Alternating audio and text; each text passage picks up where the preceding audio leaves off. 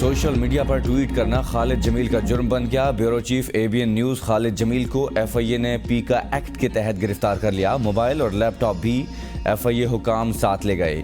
15 سے 20 لوگ آئے اور خالد جمیل کو ساتھ لے گئے۔ حراست میں لینے پر خالد جمیل کے اہل خانہ اور عزیز و اقارب پریشان۔ خالد جمیل کو حراست میں لیے جانے پر صحافتی تنظیموں کا شدید رد عمل۔ صحافتی تنظیموں کا خالد جمیل کی گرفتاری کی شدید مذمت۔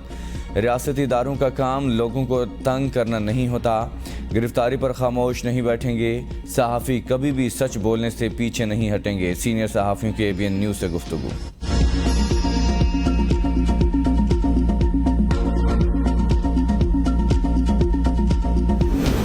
بیورو چیف خالد جمیل کی گرفتاری پر ABN نیوز کو وزیر اطلاعات مرتضی سولنگی کا موقف دینے سے انکار۔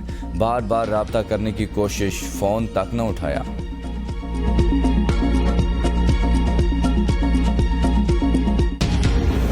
PFUJ پریس کلبز، پارلیمانی رپورٹرز ایسوسی ایشن، بیورو چیف ایسوسی ایشن کی خالد جمیل کی گرفتاری کی سخت مذمت۔ رہنما PFUJ افضل بٹ، آئین اور قانون کے تحت ہر شہری کو بات کرنے کی اجازت ہے۔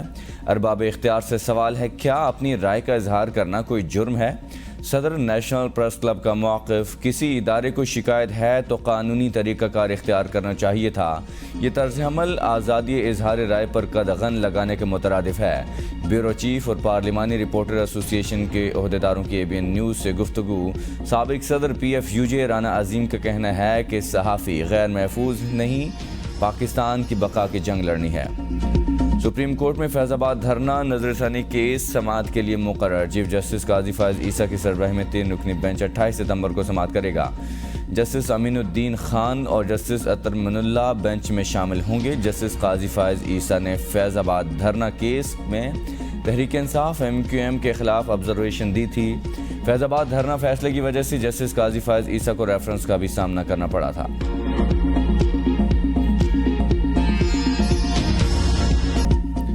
الیکشن کمیشن کا عام انتخابات جنوری 2024 کے آخری ہفتے میں کروانے کا اعلان۔ حلقہ بندیوں کی ابتدائی فہرست 27 ستمبر 2023 کو شائع کر دی جائے گی۔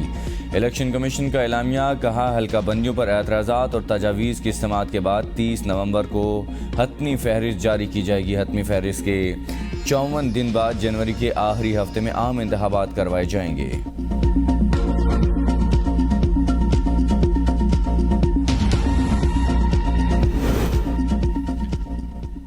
پاکستانی عوام آئندہ چند مہینوں میں نئی حکومت کا انتخاب کریں گے۔ ہم آئین میں دیے گئے جمہوری اصولوں پر پابندی کا عزم رکھتے ہیں۔ نگران وزیر اعظم انوار الحق کاکڑ کا think tank council of foreign relations سے خطاب، کہا نگران حکومت کا مینڈیٹ ہے کہ آزاد اور غیر جانبدار انتخابات کا عمل مکمل کرائے۔ بیرونی سرمایہ کاری کے لیے خصوصی سرمایہ کاری سہولت کونسل کا قیام عمل میں لایا گیا ہے۔ پاکستان اور امریکہ کے درمیان تجارت کو فروغ دیا جائے گا۔ سیاسی جماعتوں کا عام انتخابات کی تاریخ کے اعلان کا خیر مقدم۔ آزادانہ، منصفانہ اور شفاف انتخابات کے انعقاد پر زور۔ مسلم لیگ کے رہنما احسن اقبال کہتے ہیں تمام جماعتوں کو اب الیکشن کی تیاری کرنی چاہیے۔ سپریم کورٹ کا جو بھی فیصلہ ہوگا سب کے لیے قابل عمل ہوگا۔ پیپلز پارٹی کے نیت بخاری نے کہا پارٹی کے تمام صوبائی اور ڈویژنل صدر نئی حلقہ بندیوں پر اعتراضات اور تجاویز تیار کر کے الیکشن کمیشن میں جمع کرائیں۔ جمعیت علماء اسلام کے سیکرٹری جنرل مولانا عبدالغفور حیدری بولے شفاف اور غیر جانبدارانہ الیکشن ملک میں سیاسی اور معاشی استحکام کا باعث ہوں گے۔ اگر انتخابات میں 2018 کی تاریخ دہرائی گئی تو مزاحمت کریں گے۔ MQM رہنما امین الحق نے کہا جنوری کے آخری ہفتے میں شفاف انتخابات کو یقینی بنایا جائے۔ سراج الحق نے کہا کسی سیاسی جماعت کے ساتھ اتحاد نہیں کریں گے، سیٹ ایڈجسٹمنٹ ہو سکتی ہے۔ استحکام میں پاکستان پارٹی کے فیاض الحسن چوہان بولے الیکشن کمیشن نے تاریخ کا اعلان کر کے ٹھیک فیصلہ کیا، جسے قبول نہیں وہ سپریم کورٹ چلا جائے۔ جنوری کی کوئی بھی تاریخ 90 روز کی آئینی مدت سے باہر ہوگی۔ تاریخ کے اعلان کی بجائے مہینے کا بتانا باعث حیرت ہے۔ ترجمان PTI کے الیکشن کمیشن کے اعلامیے پر رد عمل، کہا PTI کو انتخاب سے باہر کرنے کے لیے ایڑی چوٹی کا زور لگایا جا رہا ہے۔ 90 روز میں انتخابات کا معاملہ سپریم کورٹ میں زیر سماعت ہے۔ حتمی فیصلے تک 90 روز سے باہر تاریخ کو قوم کے لیے قبول کرنا ممکن نہیں۔ افواہیں پھیلانے والوں کے لیے آج مایوسی کا دن ہے۔ خوشی ہے کہ ملک میں آئین کے تحت انتخابات ہونے جا رہے ہیں۔ وزیر اطلاعات مرتضی سولنگی کی پریس کانفرنس، کہا تمام وسائل موجود، الیکشن کمیشن جب کہے گا انتخابات کرا دیں گے۔ الیکشن میں تاخیر کی کوئی وجہ نہیں، بجٹ میں الیکشن کے لیے پیسے موجود ہیں۔ اس بات کو یقینی بنائیں گے کہ تمام رجسٹرڈ سیاسی جماعتوں کو برابر مواقع حاصل ہوں۔ کچھ لوگ خبریں پھیلا رہے تھے، ہمارا لمبے عرصے تک ٹکنے کا ارادہ ہے۔ لندن پھر نون لیگ کی سیاسی سرگرمیوں کا مرکز، آج اہم بیٹھک ہوگی۔ Maryam Nawaz even field house پہنچ گئی۔ شہباز شریف نواز شریف کے لیے اہم پیغام لے کر گئے۔ ملاقات میں صرف نواز شریف، شہباز شریف اور مریم نواز شرکت کریں گے۔ نواز شریف کی واپسی کے حتمی پروگرام کے علاوہ الیکشن سے متعلق اہم فیصلے متوقع۔ مریم نواز ایک ہفتے تک لندن میں قیام کریں گی۔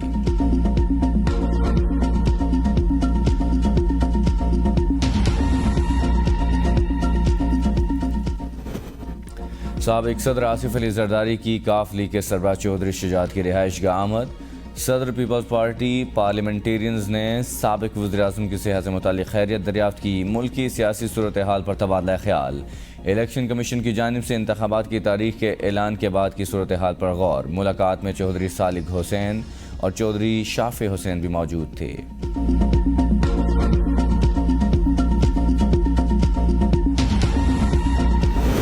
نیب ٹیمیں 2 گاڑیاں بھر کر 80 کرپشن کیسز کا ریکارڈ احتساب عدالت لے آئیں۔ سیاستدانوں کے گرد پھر گھیرا تنگ، سپریم کورٹ کا حکم پر اربوں روپے کے نیب کیسز دوبارہ کھل گئے۔ آصف زرداری، نواز شریف، یوسف رضا گیلانی، شاہد حقان عباسی اور مراد علی شاہ سمیت کئی سیاستدانوں کے کرپشن کیسز عدالت میں پیش۔ آصف علی زرداری کے خلاف جعلی اکاؤنٹ کیس دوبارہ کھلے گا۔ نواز شریف، آصف زرداری اور یوسف رضا گیلانی کے خلاف توشہ خانہ گاڑیوں کا کیس بھی دوبارہ چلے گا۔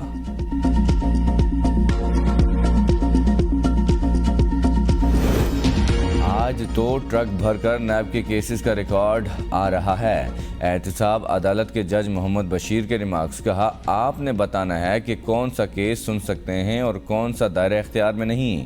نیب پراسیکیوٹر کو کیسز کے قانونی پہلوؤں کا جائزہ لینے کی ہدایت۔ احتساب عدالت نمبر 2 اور 3 کے اسٹاف کو واپس ڈیوٹی پر واپس بلا لیا گیا۔ نئے ججز بھی تعینات کیے جائیں گے۔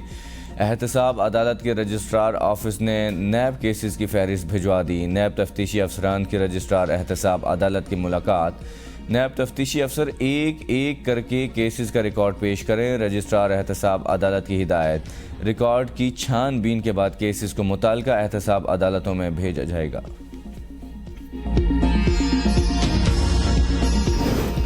نیب کا کرپشن کے خلاف کارروائیوں کے لیے حساس اداروں کی خدمات لینے کا فیصلہ۔ نیب نے اہم عہدوں پر تقرریوں کے لیے ڈپوٹیشن پر حساس اداروں سے افسران مانگ لیے۔ حساس اداروں کے افسران آئندہ چند روز میں نیب میں کام شروع کر دیں گے۔ چیئرمین نیب کی منظوری سے حساس اداروں کے افسران کی خدمات کے لیے خط لکھ دیا گیا۔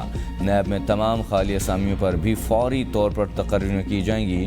ڈپٹی چیئرمین نیب اور پراسیکیوٹر جنرل کے عہدوں پر بھی مستقل افسران کا تقرر کرنے کا فیصلہ۔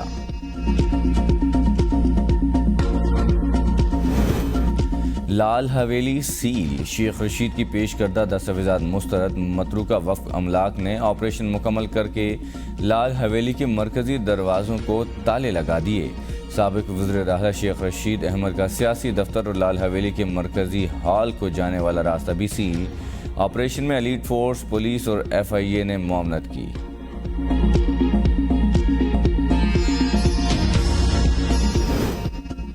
IMF کا ایک بار پھر ڈو مور کا مطالبہ، امیروں پر مزید ٹیکس لگانے کی تجویز۔ سربراہ IMF کی نگران وزیر اعظم سے ملاقات میں موجودہ معاشی صورتحال پر تبادلہ خیال۔ پاکستان میں معاشی استحکام اور ترقی کو فروغ دینے کے لیے باہمی عزم کو بڑھانے پر زور۔ کرسٹالینا جارجیوا نے سماجی ویب سائٹ ایکس پر کہا کہ پاکستان سے صرف یہ کہہ رہے ہیں کہ امیروں سے مزید ٹیکس لیے جائیں اور غریبوں کو تحفظ دیا جائے۔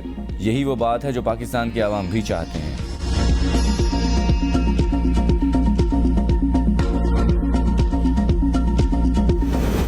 نگران حکومت کا کام ادارے بند کرنا نہیں، جب تک مینڈیٹ ہے نجکاری کے عمل کو آگے بڑھائیں گے۔ وزیر نجکاری فواد حسن فواد کی میڈیا سے گفتگو۔ کہا نجکاری کا عمل گزشتہ حکومتوں میں شروع ہوا۔ نگران وزیر خزانہ کی مدد سے 48 گھنٹے میں پی آئی اے کے لیے پیسوں کا انتظام کیا۔ نگران حکومت کے اقدامات سے پی آئی اے کا آپریشن رواں دواں ہے۔ اسٹیل ملز کی نجکاری اس وقت پاکستان کی ضرورت۔ جو ادارے نقصان کا باعث بن رہے ہیں ان کی نجکاری کر دی جائے گی۔ اداروں کی نجکاری کے حوالے سے پروپیگنڈا کیا جا رہا ہے۔ سابقہ حکومت نے نگران حکومت کو تمام اختیارات دیے۔ جن اداروں کو منتخب حکومت نے نجکاری لسٹ میں ڈالا ان کو آگے بڑھائیں گے۔ نگران حکومت میں قابلیت کی بنیاد پر بیٹھا ہوں، میرا کسی سیاسی جماعت سے تعلق نہیں۔ مودی سرکار آؤٹ آف کنٹرول۔ کینیڈا میں ایک اور سکھ رہنما بھارتی دہشت گردی کا شکار۔ آزاد خالستان تحریک کے رہنما سکھ دوول سنگھ کو کینیڈین شہر ونی بیک میں بے دردی سے قتل کر دیا گیا۔ نامعلوم افراد نے مقتول کو 15 گولیاں ماری۔ سکھ دوول سنگھ سکھ رہنما ارشدیپ سنگھ کا قریبی ساتھی اور بھارت کو مطلوب خالصہ رہنماؤں کی فہرست میں شامل تھا۔ ہردیپ سنگھ کی ہلاکت میں بھارتی ایجنسی کے ملوث ہونے کے انکشاف پر انڈین سرکار گھبراہٹ کا شکار۔ آزاد خالستان تحریک سے خوفزدہ مودی حکومت سکھوں سے کھلے عام دشمنی پر اتر آئی۔ ایک کے بعد ایک قتل کی واردات سامنے آنے لگی۔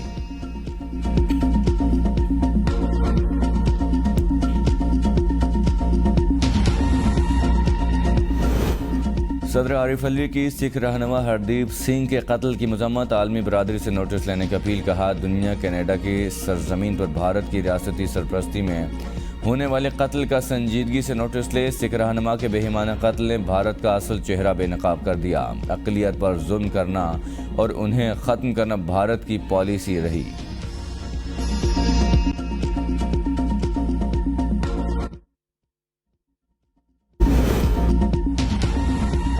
تاریخ کا اعلان ہوتے ہی اسٹاک ایکسچینج میں مثبت رجحان۔ 100 انڈیکس 312 پوائنٹس کا اضافے کے ساتھ 46,202 پر بند۔ انٹر بینک میں ڈالر کی قیمت میں 1 روپے 10 پیسے کی کمی، 292 روپے 78 پیسے پر بند۔ اوپن مارکیٹ میں ڈالر 1 روپیہ کمی کے بعد 296 روپے پر بند ہوا۔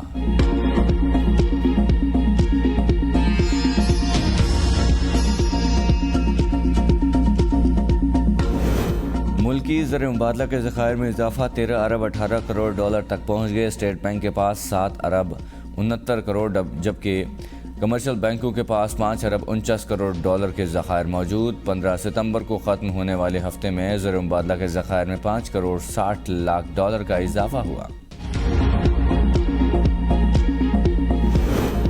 مہنگائی اور بے روزگاری کے خلاف جماعت اسلامی کا لاہور میں گورنر ہاؤس کے باہر دھرنا۔ امیر جماعت اسلامی سراج الحق نے خطاب میں کہا اہل پنجاب کو فرسودہ نظام کے خلاف اٹھنا ہوگا۔ سابقہ حکمرانوں نے آئی ایم ایف کے کہنے پر عوام کو قربانی کا بکرا بنایا۔ بجلی، پٹرول اور گیس کی قیمتوں میں کمی، اشیاء خورنوش عوام کی پہنچ تک لائی جائے۔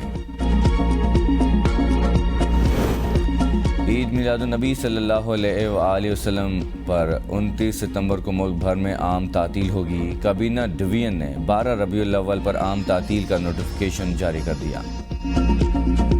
لڑائی کے بعد صلح۔ حافظ نعیم الرحمان کا گورنر سندھ کو ٹیلی فون۔ ادارہ نور الحق آنے کی دعوت۔ کامران ٹیسوری نے امیر جماعت اسلامی کراچی کی دعوت قبول کر لی۔ گورنر سندھ آج ادارہ نور الحق جائیں گے۔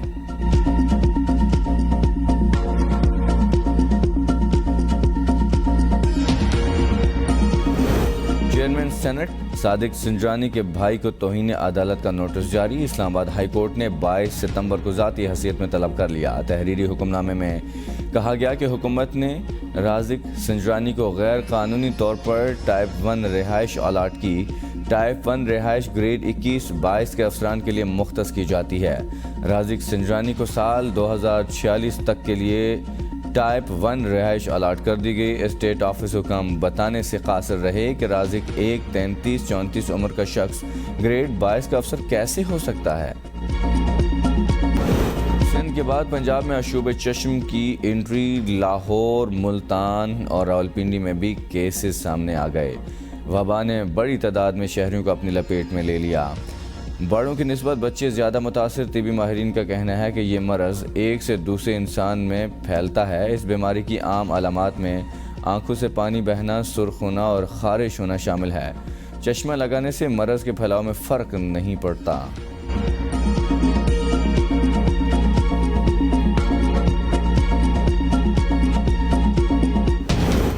پنجاب میں ڈینگی کیسز بڑھنے کا سلسلہ جاری، راولپنڈی اسلام آباد میں مرض اسے بن گیا۔ راولپنڈی میں گزشتہ 24 گھنٹوں کے دوران مزید 49 افراد میں ڈینگی وائرس کی تصدیق۔ رواں سیزن میں تصدیق شدہ مریضوں کی تعداد 801 تک پہنچ گئی۔ اسلام آباد میں ڈینگی کے مزید 23 کیسز رپورٹ، متاثرہ مریضوں کی مجموعی تعداد 559 ہو گئی۔ لاہور میں مزید 36 نئے مریض سامنے آ گئے۔ ملتان میں 17، فیصل آباد میں 4، گوجرانوالہ میں مزید 6 نئے مریضوں کی تصدیق۔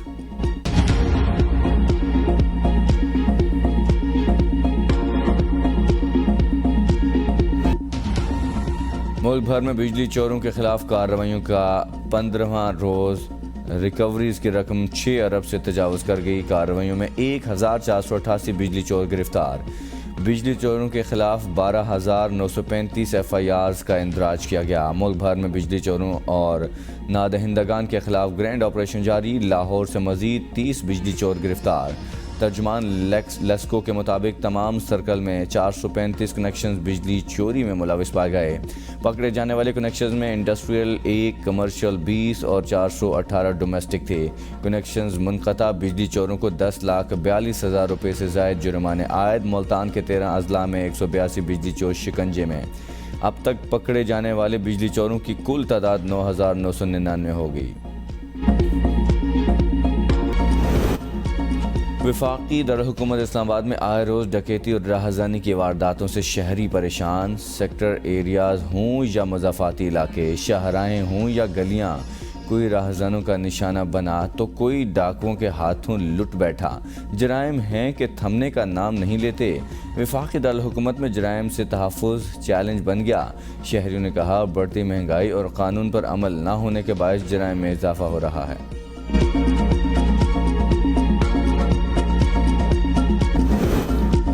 راولپنڈی سے لاہور جانے والی بس کو موٹر وے M2 پر حادثہ، 4 مسافر جہاں بھاگ، 5 زخمی۔ کوٹ مومن کے قریب حادثہ بس کا ٹائر پھٹنے کی وجہ سے پیش آیا۔ موٹر وے پولیس نے جائے حادثہ پر پہنچ کر زخمیوں کو ہسپتال منتقل کر دیا۔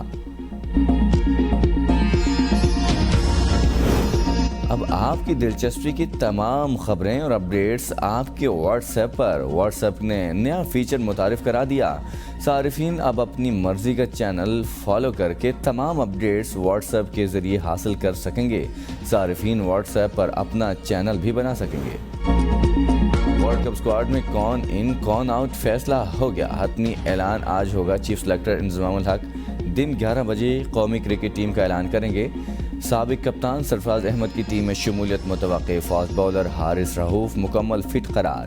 نسیم شاہ کی جگہ زمان خان یا حسن علی کا ٹیم میں شامل ہونے کا امکان۔ شاداب خان کی عالمی کپ میں بطور نائب کپتان شمولیت۔ بابر اعظم کی خواہش، کپتان کی وسیم جونیئر اور محمد حارث کو بھی ٹیم میں شامل کرنے کی تجویز۔